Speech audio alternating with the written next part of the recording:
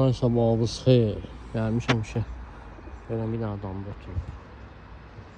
Ha, kırmızı boyun değil, kırmızı əblağdır, neyse oturdu. Böyle gələcək.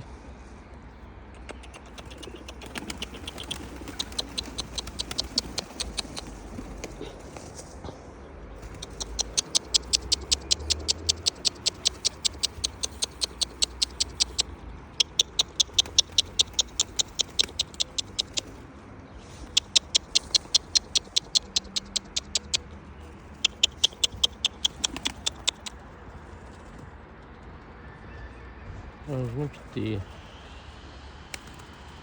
Gözü başına sakallıdır. Neyse gel pişsin. Paylaşalım. Biz ona kendinden hamıya qırım tamam bak.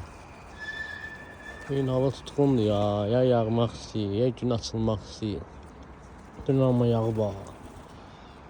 Buna var şar kimi.